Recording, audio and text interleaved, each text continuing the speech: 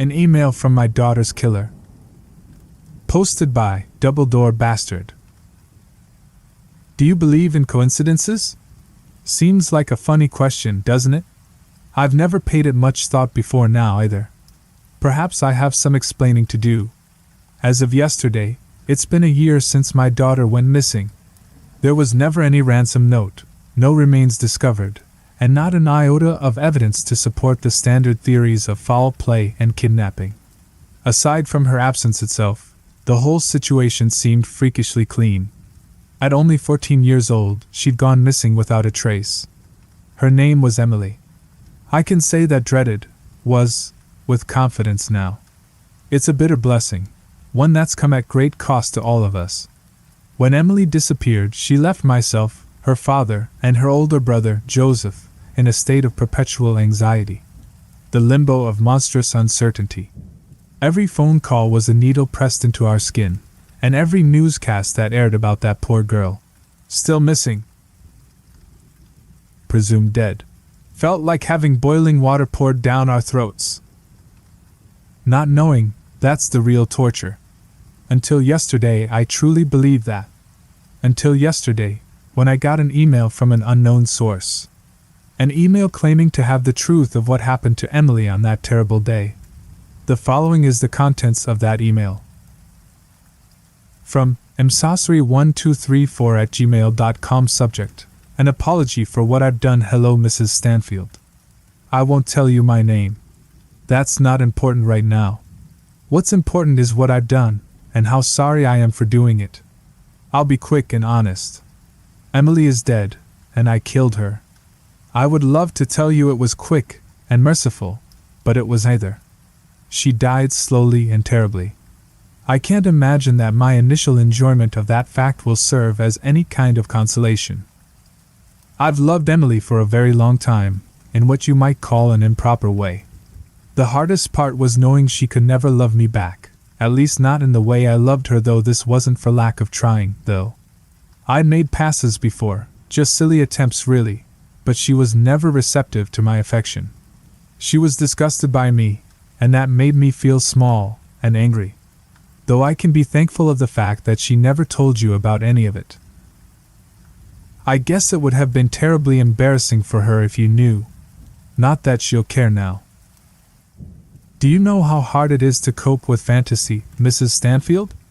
I've had such ugly dreams about Emily, and I know that they're ugly, but I still can't help but find them so exciting. I've wondered many times over the past year whether it was the ugliness of it all that made me so passionate. When all you've got is a fantasy that you think is unattainable, you spend lots of time refining it, like a sculptor chipping away at a statue, hoping to find perfection hidden in the granite. It doesn't matter how many times you secretly loosen the valves with your hands, that just keeps the fantasy down. It doesn't destroy it, can't destroy it. It just gains another component.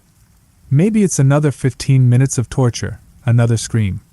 Maybe it's a different tool added to the kit. By the time the fantasy comes to boil, it's too complex to be satisfying on the basis of thought alone.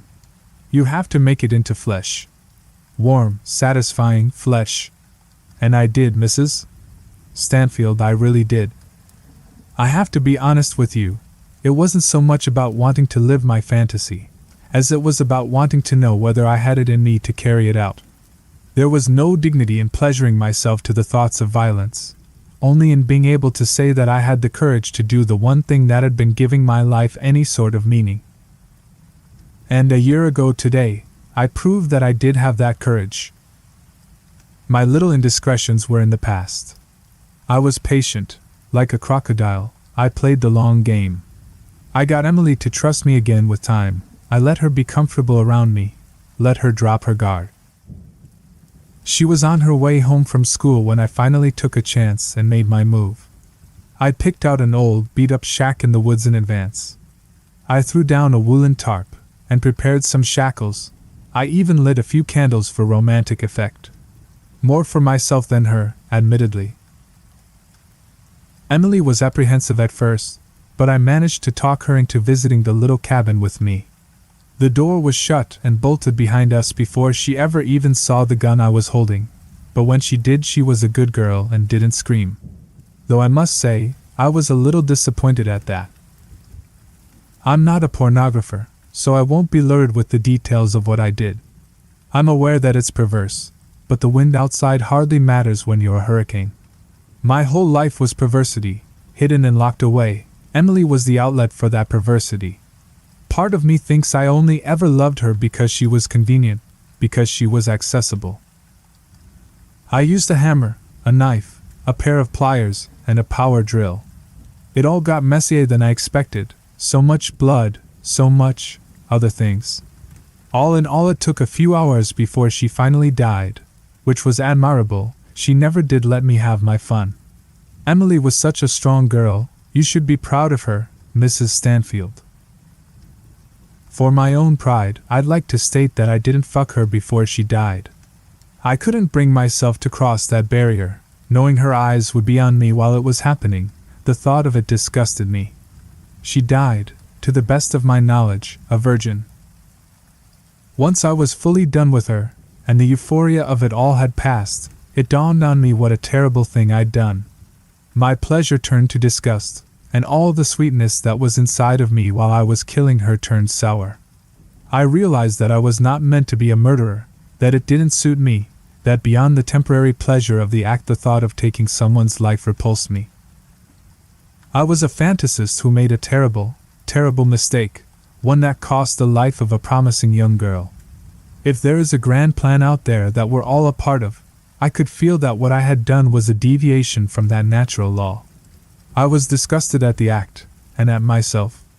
This little experiment had backfired on me entirely. I was so out of my depth. Once I'd gotten over the initial wave of fear and panic, I cut up Emily's body into smaller pieces that were easier to carry. I took all the pieces, wrapped them up in the woolen tarp, and burned them with lighter fluid in the woods. After that, I'd buried the bundle of charred bones and ashes, wishing I could have just forgotten all of it. Killing Emily and doing the things I did to her body were not acts of courage. I've realized that over the past year. They were acts of obsession and cowardice, of a person not strong enough to overcome their darker urges. I've been racked by guilt, surrounded by reminders of the life I've taken and can never give back. That's why I've decided to do the courteous thing and let you know that I've decided to take another life, mine. All I can ever be is a danger to the people around me, a time bomb destined to blow up and hurt another innocent. The only altruistic thing for a person in my position to do is take myself out of the picture. I'm sorry for what I did to Emily. I don't expect for you to forgive me, nor do I think I deserve it. I just hope this gives you some sense of closure and allows you to move on. My sincerest apologies. After I read that terrible email, I cried for hours. I didn't have that violent reaction because I believed I'd been contacted by my daughter's killer, but just because I felt like someone was playing a horrific joke on my family after we'd been through so much. And on the anniversary of our Emily's disappearance, no less. I didn't show my husband, or my son. I couldn't bear to. I just bore the cross myself, and wore a brave face for them, knowing the anniversary was hard on all of us. I wouldn't let the monster on the other end of that email tear up my family. But this morning, I heard two almighty bangs ring out from Joseph's bedroom.